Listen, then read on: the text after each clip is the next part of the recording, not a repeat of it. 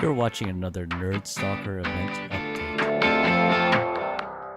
Hello, this is Gray Voria, aka Social Gray on Twitter for the Nerd Stalker Media Network. We're lucky to be invited to 360 Fashion Network's premiere of GSMA When Fashion Meets Tech in China, a US film debut screening at the beautiful Dolby Labs in San Francisco.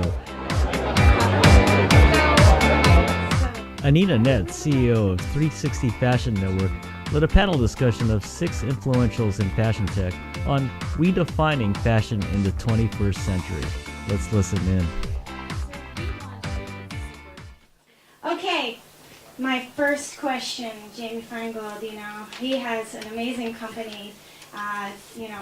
19 years he's been building this brand. And I went to his incredible company, and he's got the manufacturing, the e-commerce, everything like clockwork and spotless. And he also ventured out into China, so, he's one of my I'm one of his fans. So I would really like to know, Jamie, as a fashion brand, how do you see integrating electronics into your production? Would that become possible? How do fashion brands make the switch from traditional manufacturing to integrating components? Is this working? No. Okay. What we've learned in China is that it's a very receptive group of people that are very open to learning how to make more money.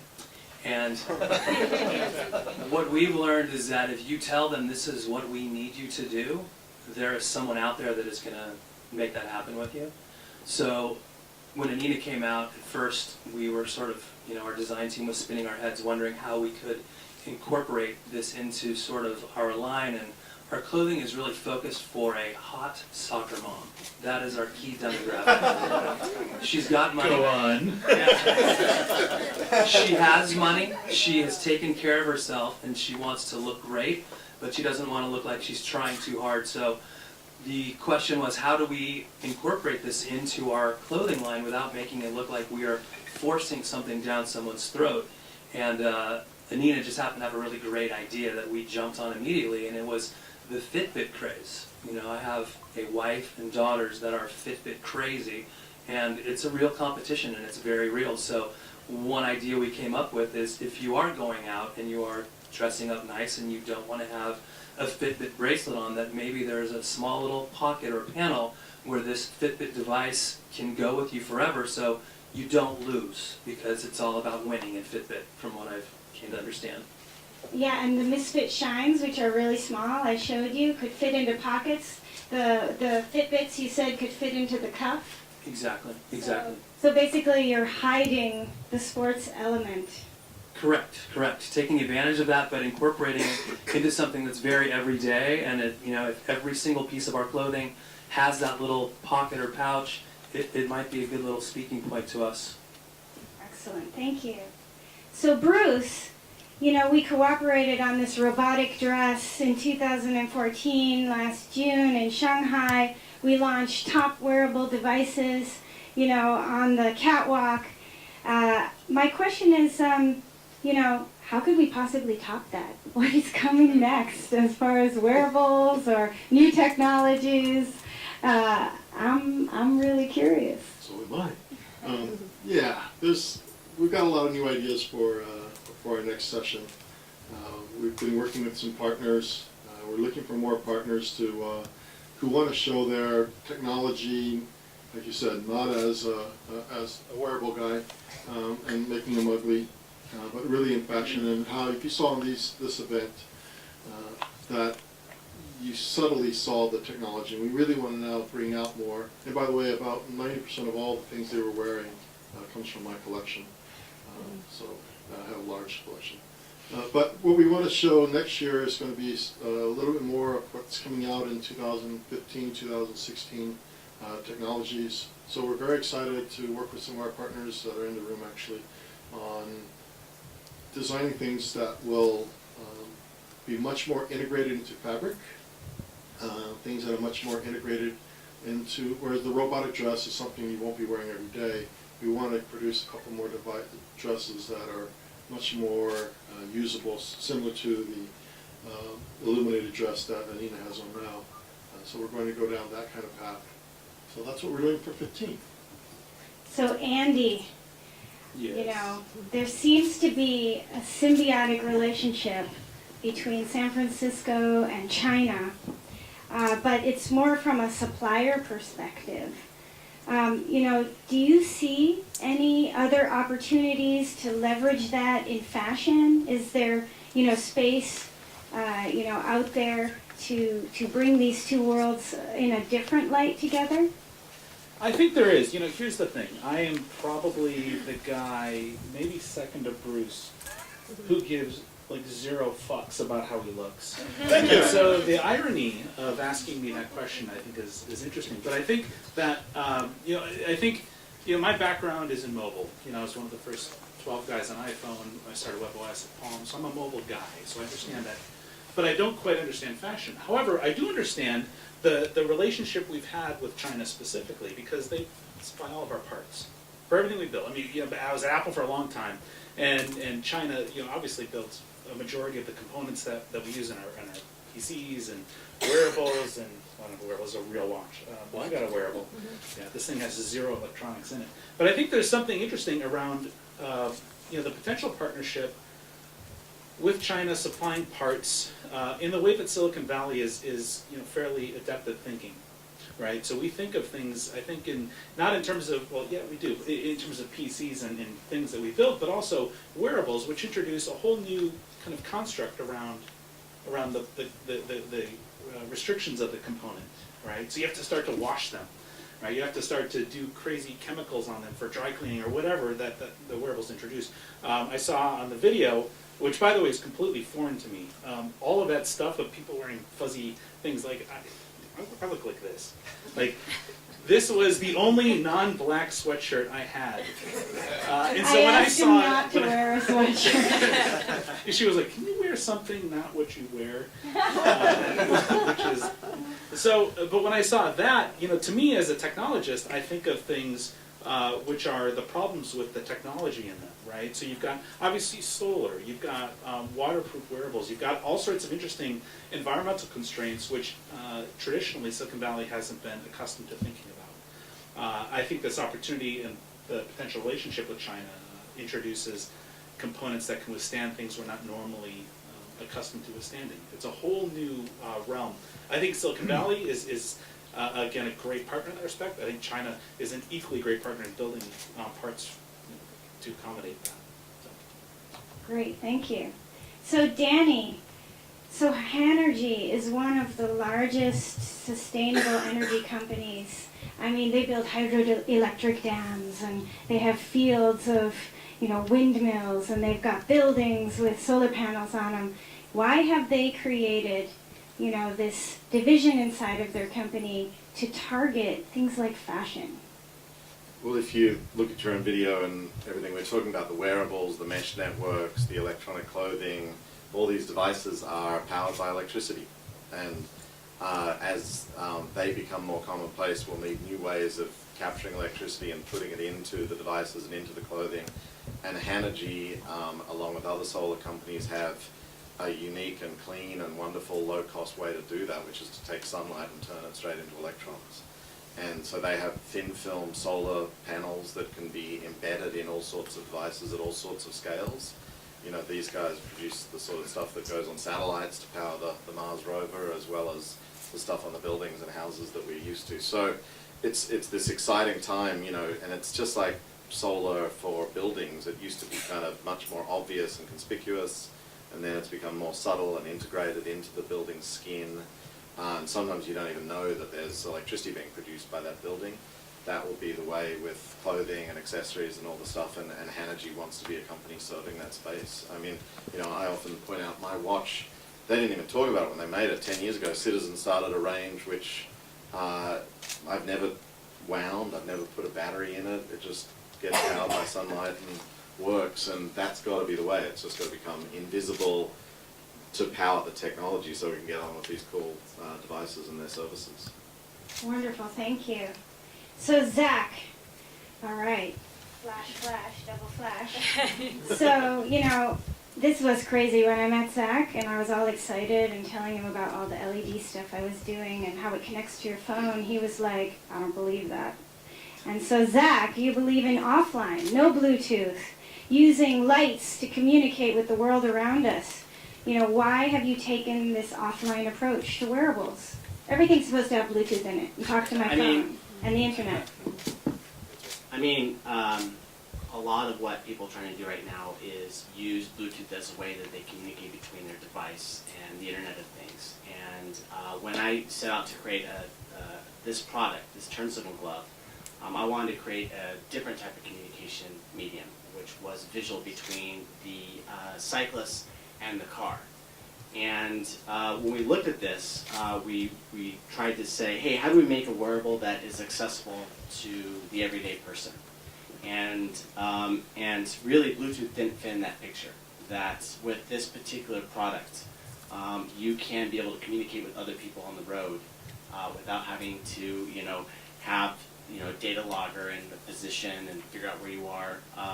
Our product doesn't do that. It doesn't need to do that. It doesn't track your location. It doesn't send it off to the internet, and someone's not collecting that information and selling it to somebody else.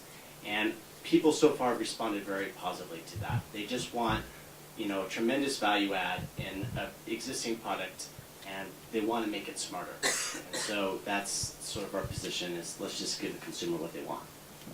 Wonderful. Deepa, you made it. I'm so glad. It's wonderful. Interesting observation. There's a lot out there. Okay. I couldn't fit them all on the panel. I'm always the only girl. Well, sometimes two, because you had it on. Well, exactly. One time we I had didn't have more to chairs. So Deepa, in case anyone doesn't know, Deepa has a wonderful jewelry component that can be integrated into other fashion designers' jewelry. They also have their own, and the idea is that you can plug your device into everyday fashion, so therefore it frees you from being tied to one look. Is that correct? Yeah. Great.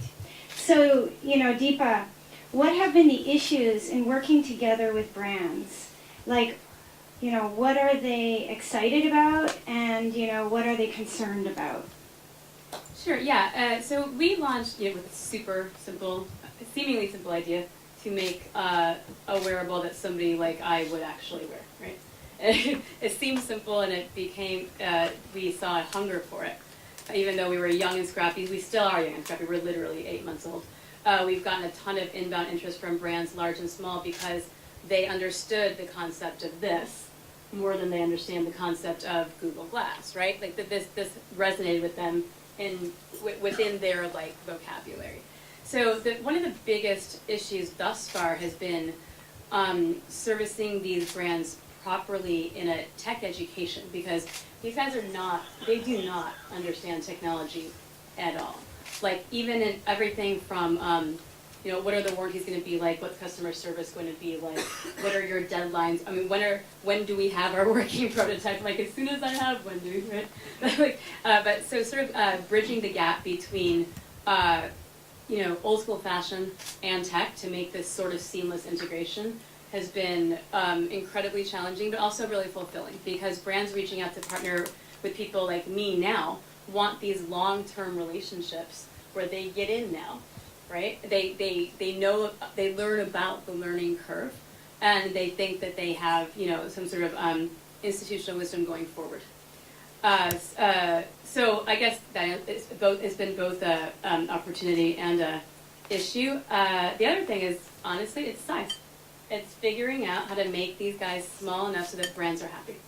And right? It's not easy. It's so not easy. I actually don't know what you're talking about. It's size, and it's figuring out. It's also, honestly, I dealt with this on the way over today. It's why I'm like, I think it's also figuring out how to tailor the messaging of these products to the brand so they stay on brand, versus a one-size-fits-all idea of what wearables are going to look like. So, say the Kate Spades of the world want this to be for the Kate Spade girl, and the Michael Kors of the world want it to be for the Michael Kors guy. The product could be the same, and we get to help them imagine how to market and merchandise it so that it stays, it becomes incremental value to their brand. Fantastic. So as a brand, Jamie, you know, what technology integration do you imagine being the right place to start for a brand to dip their toe into tech?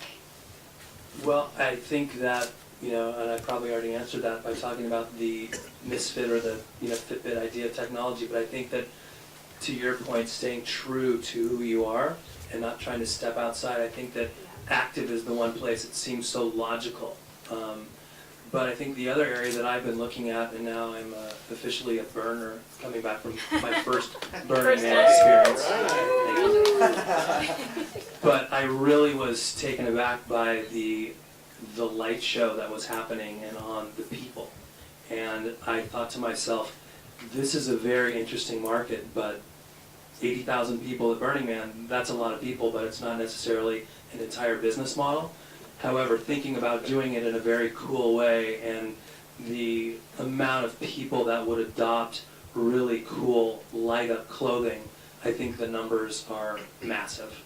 So I think for us, you know, okay, how do we incorporate this into our line? And, you know, maybe for us it's another label, because we're not afraid of trying new things and launching new divisions, and it's something that we've done over the years. But is there a capsule within a collection that speaks to a certain demographic that is crazy over light-up kind of clothing?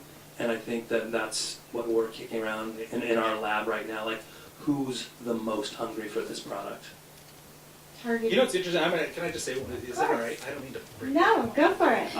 You know, JBL's #1 speaker right now is the JBL Pulse. And it's this tube-looking thing with a bunch of LEDs. Actually kind of a shitty speaker. But the reason why people love it so much is that it just has a little light show on the side. It takes in and out. It listens to the music that you're playing through it, and then has like a little cool thing, a visualization around it. It just adds that level of personalization. So I think you're spot on when it comes to light. Andy was looking for a replacement for his lava lamp. Nah, I don't know. But that's the thing, right? I mean, I think you're right on with that. With lights, it adds a level of personalization of something kind of interesting and unique. Yeah, and I think, Anina, your dress is a perfect example of something that is subtle, but it's something that, it's a great conversation piece. And I think that in our clothing, we are always looking for something that's going to kind of get you noticed and start a conversation and say, wow, that's really attractive. I think you also mentioned your demographic is like these women who actually also go to Coachella, right? Yeah. And so they want to stay young, and how do they light up? Yeah, I think the whole festival concept is where this clothing has mass appeal. And I think that it ranges from, you know, 14-year-old girls all the way up to anybody who's still into music, and, you know, 40 and beyond, 50, 60. I mean, it's crazy how far the spectrum has grown. And I kind of want to add to that the festival scene in California is pretty amazing. And that there's spillover, you know, that a lot of the people that go to these festivals are influencers, and they're the cool kids. And if you can target them and get them to wear these clothing, then their friends, when they come back to school, are going to want that as well. I agree. Andy, I'm going to ask you. Go ahead, Bruce. So if you saw the laser dress, the laser dress in this environment you don't get to see as great as you would in a club. So after this, we'll all go clubbing, and in the laser dress you can really see how the refracting of the light in the dress and all really would come through. And here you don't get to see it as really cool. Andy, you know, you're, as a technology outsider, how would you integrate a cell phone into a woman's dress? What would it do? What would it show? As a technology outsider, I guess what I would... I mean, sorry, I'm into fashion. We're all friends here. So this was the second time I saw... When I made that comment to you, when we were talking, I live over in Half Moon Bay, and she came out with this dress not too long ago. But I'd seen it once before in Boise, Idaho, of all... Sun Valley. Whatever. It's Idaho. Idaho. I grew up in Chicago. I'm a flyover. We're all flyovers. So, but I saw that. It was such a subtle kind of thing that I didn't even know that what you had on was electronic. I actually just thought it was reflecting ambient light or whatever. And then when I saw it at the Ritz, I was like, oh, there's something there. And my first question was, is that some sort of like solar pattern? Is that like a star pattern? And you're like, no, it's just a bunch of broken lights and it just lights up. That's all it does. Like, stop being such a dick. And it's just a bunch of lights. Enjoy it. But to me, the inner nerd wants to make it a little more nerdy, I guess. Flashy. But yeah, no, actually, no, I didn't. I was opting for more subtle. When I first saw that, I was like, oh, it'd be cool if that's really just reflecting the star pattern behind you. We've got lots of apps on our phone which allow you to like kind of point it at the sky and like look at the stars, right? Wouldn't it be cool if what your dress was just reflecting like that? Kind of what if it was to look through you, like that's the star, like part of Orion or whatever it is. And to me, I think that's kind of an interesting element of technology, which is making it subtle, approachable, unique. It's a conversation piece. It's not like this big, here's this thing. Well, to me, I mean, I get kind of what I saw was pretty like that, but I actually really like that, subtle, like a very subtle glow, which is reflecting the mood or your mood or whatever it is. I think that I would, if I was to integrate other pieces of technology, our watches, our phones or glasses, if you are that person, if you were to reflect some piece of that into what you're wearing, I think that's a really compelling aspect. So Danny, what opportunities do you see then for Hanergy or solar power, flexible solar power screens to be integrated into fashion? Why fashion? Is it even possible? It's very possible, and it's happening. There was some release to the fashion show last week by a designer who I shall not name. But that's why we're here. We run an incubator over in Oakland for solar companies, about 20 great thriving businesses, but they're all sort of focused on the built environment. And this next generation of solar-powered, self-powered, enchanted objects is coming. It's spreading into all sorts of devices and other segments too, like automobiles and marine, and it's going to get to clothing. Really, I'm here to learn from you all because you're the fashionistas. Tell me what you need to be powered, what you think could be integrated into clothing and fashion, and then we'll see whether we can suck enough photons out of the sky to create enough electrons to make it work. And to my taste, it would be the more subtle integration of the photovoltaics, which is the power source, and the batteries, and it would be whatever you want to do with it to use your technologies. It's a bit like, I was told the story that Teflon non-stick pans resulted in Teflon non-stick pants. They integrated Teflon chemical compounds into clothing, and what are you going to do with this amazing solar technology that we're spreading all around the world and all around the buildings of the world, and now sticking into your pants? Deepa, I'm going to skip over to you because this is sort of near you. When you partner with fashion brands, who's responsible if the technology doesn't work? How do you navigate that can of worms, Yeah. Someone buys it in the store and then, steps on it with their stiletto and then comes back to the store and says, like, this thing doesn't work, fix it, right? So the brand, what do? Yeah, it's definitely the less glamorous part of this whole fashion plus function ecosystem we're all creating, but we're responsible end of the day. Like we are the tech, right? Cuff is powering these devices, and we have to teach people how to use it well. We have to understand what the limitations are. We have to tell them what the limitations are. For instance, like one of our functions is safety function, security, right? We can't guarantee it's going to save their lives, right? There's all kinds of messaging that has to go on around the, the normal, limitations of Bluetooth stuff to messaging in general. But the simple answer is us, the tech company, is responsible. There's no other way around it. Like at first, when we, some of our very first partnerships, they wanted, because we were so new, they wanted to kind of own a bunch of the customer service part themselves. And then they quickly realized that they don't, right? So they want to stay away from that with a 10-foot pole. Yep. But they taking the first call then? They have to take the first call. Sorry? They would take the first call, Exactly. right? And then pass it to you. Exactly. Yeah, but at end of the day, I mean, the warranties and the tech are mine, right? Yep. The limitations are mine. The customer service is mine, and because, I mean, it's good for me too, because I also own the customer in a way, right? I can still, I touch that customer in that way, and I can enable them to touch the customer in new ways, but tech fails, that's on me. I want to add a little something to that about durability and electronics. Like this shirt's pretty amazing. Like I can pull on it, I can like step on it, I can sit on it, I can like throw it in the washer, and like it comes back. And maybe a thread comes out, but who cares? It still works. Electronics are very finicky. Something breaks off on that, or water gets in, and they stop working. And you have a very, very unhappy customer. And this is something with us, like our gloves are waterproof. Like you take the battery out, you throw it in the washing machine. Like how do we make a circuit board that can withstand that? And the answer to that is you got to do a lot of testing. And because the thing is that you can release a product into the wild, and there's a corner case that people hit, and all of a sudden you've got a 15% return rate, and that really, really, really sucks. So with these electronics, you kind of have to move slowly and test. Great.